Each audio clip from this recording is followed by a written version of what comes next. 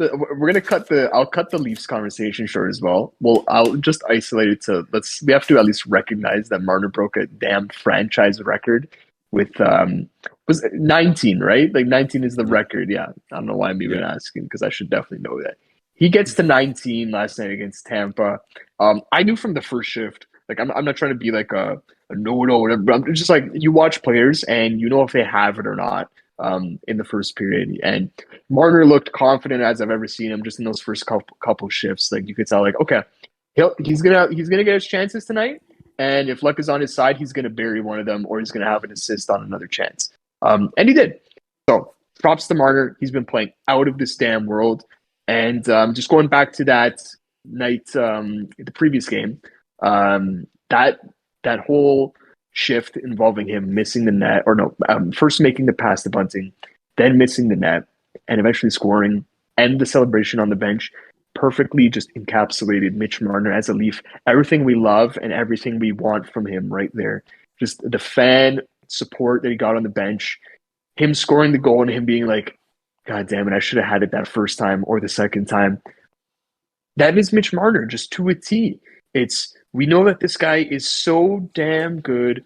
We know the connection, the local connection, that he's a fan of the team. He himself has said as much how much it means to him as being someone who's watched this team growing up. And it was, I think that's probably the quintessential Mitch Marner moment of his career right now. I feel like the other one that comes to mind is that big block he had against the Bruins in the playoffs in game 2 for the win.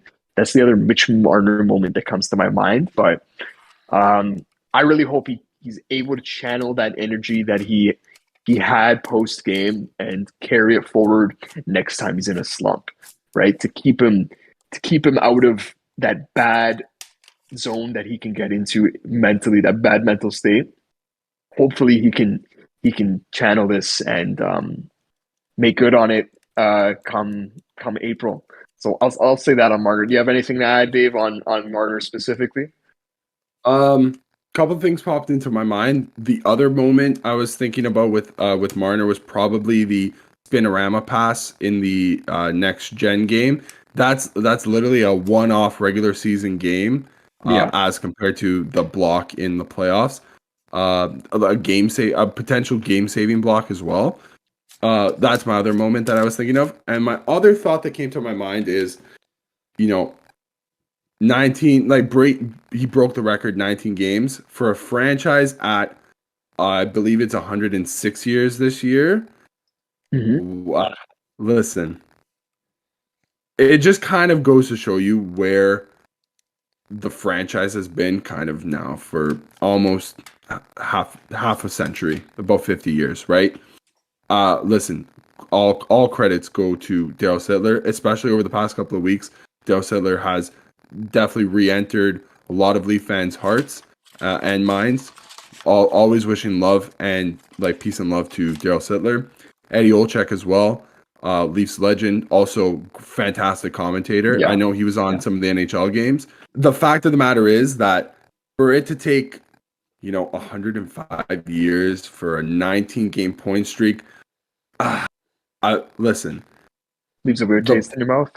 It does. It's a bit bittersweet. It's definitely sweeter now that that we have the record broken. Yeah. But it is a little bit bittersweet that it's like it's interesting wow. to look at. Yeah, just from 100%. It's something. It's definitely something to note. 100%. Yeah. Yeah.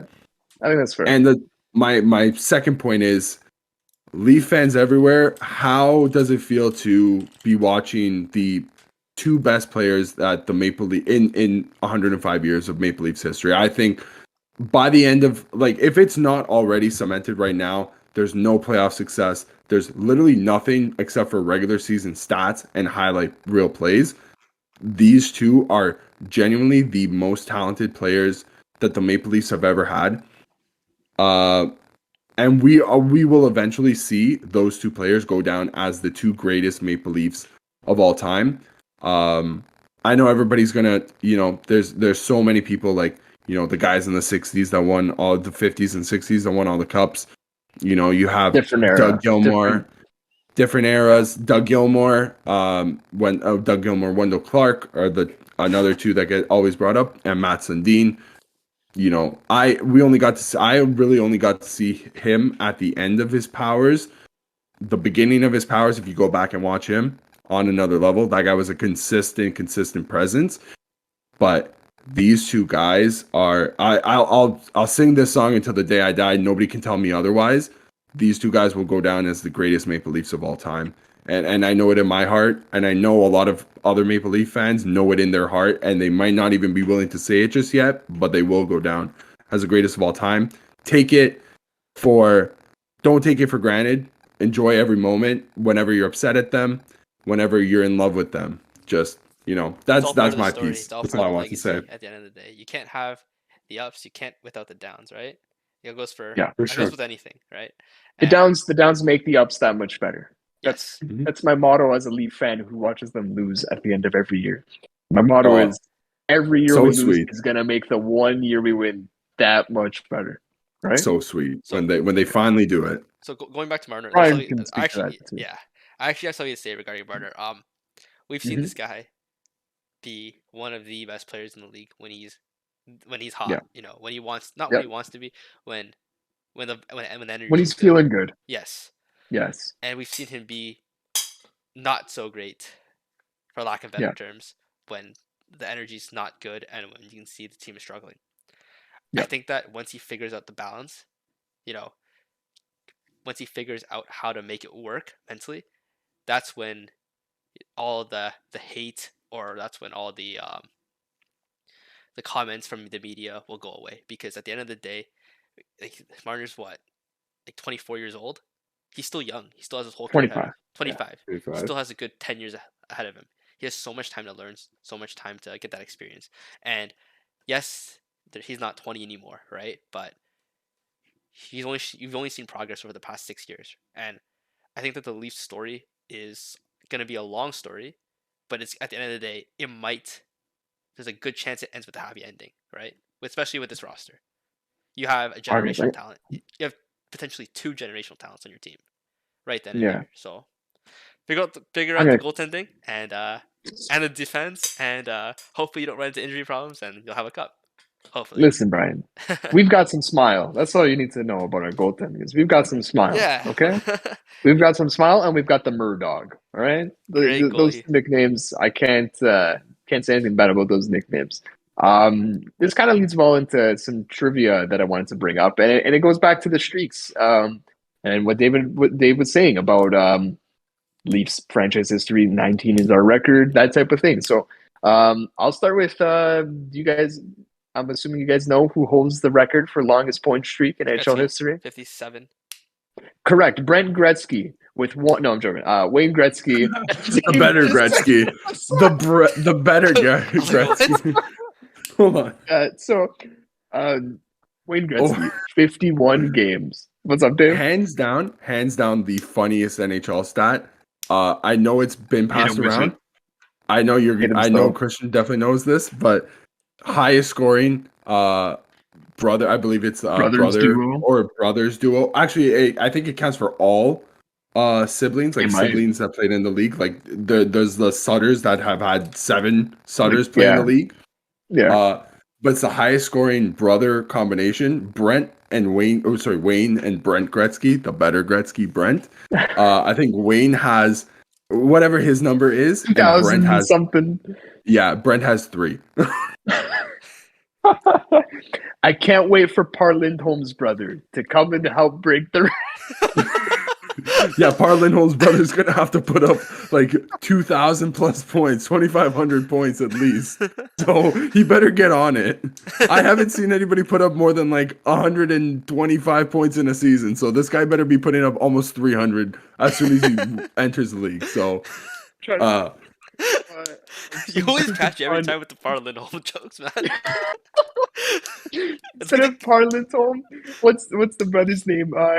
Eagle Lindholm or Bogey Lindholm? I'm sorry. It's something Swedish. It's something like that. Oh, I get it because it's Par. Guys. I didn't get that. Oh my God, Bunker Lindholm. I'm sorry, boys.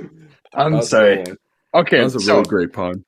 Outside of Wayne Gretzky, Mario Lemieux is second at 46 game point streak.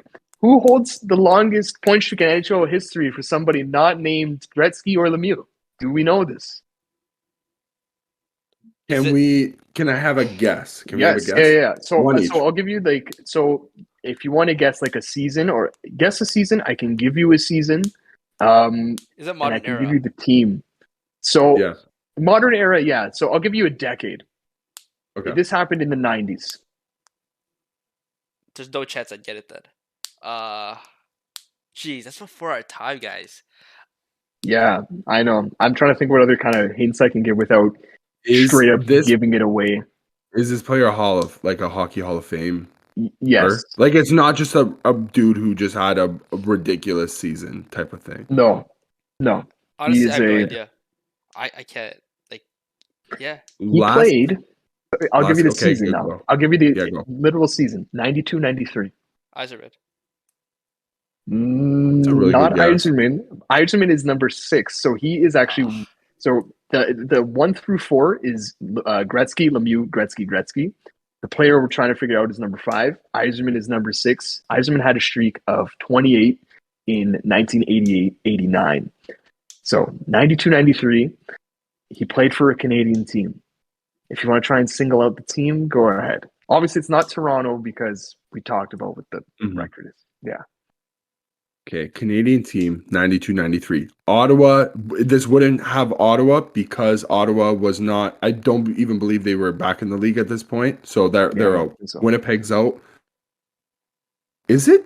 I'm just gonna throw it out here. Is it Pavel Bure? It's not Pavel Bure. Bure. Brian, do you want to take one guess? I can't think of any. I'll give you guys one more hint. Okay, one more hint.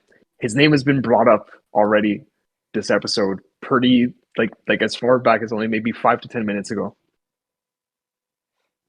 I can't even remember. 92-93 Canadian team, Hall of Famer.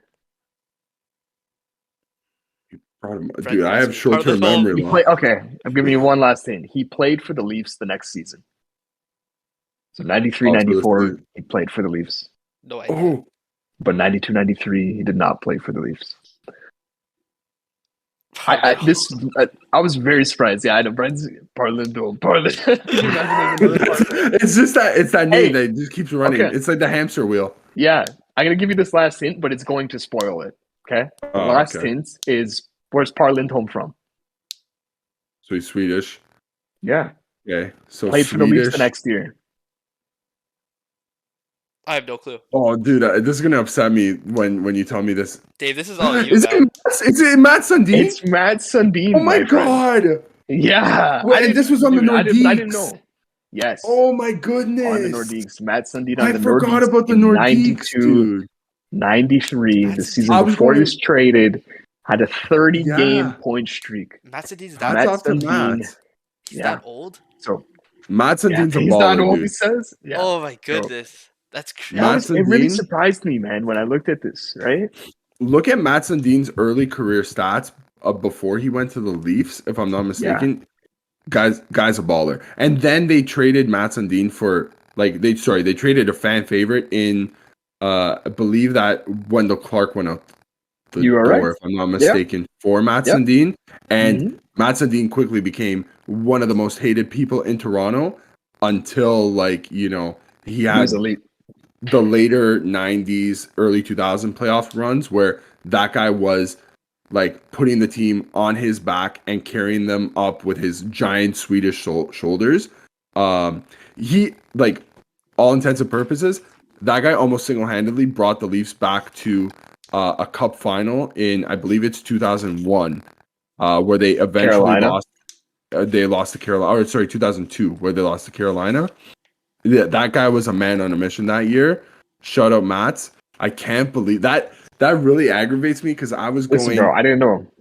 I was going Calgary, Vancouver, Edmonton, Montreal. All the other. I forgot that Quebec even had a team. That was my dad's favorite team when he was a kid. He's gonna absolutely kill me after this.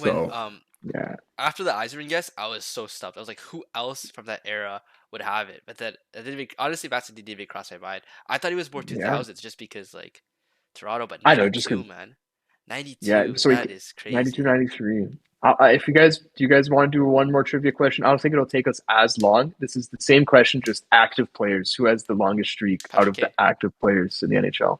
Patrick Kane. Very I quick, think it is. Brian. Yeah, 24. that's a Yeah. good one. It is 26 Okay. in 2015-16. Yeah. Outside of So- that, you're looking at Crosby in 2010, 25 games. Patrick Kane again in 2018-19, 20 games.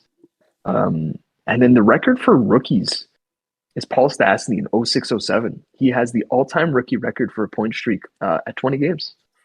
Pretty 20 good. games as I a thought that was rookie? interesting. That's wow. Yeah, Paul Stastny, man, on Colorado. So does that mean is Patrick Kane the next attainable record? Because I'll be honest with you, 50. What was it for Gretzky? 58, That's not attainable. 51. 51. That's no shot. Listen. I love the league. That's never happening again. I love Alex Ovechkin, who's gonna eventually break that unbreakable goal record. That record's not being touched. I actually know the number. How much more it is? It's actually a nice number. Do you guys want to take a stab? 100. No, it's not 100 actually. Is it? Yeah. 101. Oh, nice Oh, and round. 101 these guys, Dalmatians. That is pretty round. That is pretty nice. Yeah, could be rounder. it could be rounder, but- but you know what? 101 is not bad. Yeah. So Marner's at 40th on the all-time list. At 19 games, he is tied for 40th. And getting to 20 would tie him for 30th. So it's interesting to think that, he's the difference between 40th and 5th is only 11 games. And Jason Robertson, we brought him up earlier. He's on an 18-game point streak. So we're going to be watching two guys, hopefully for the next little bit. See how far up the all-time list these guys can climb.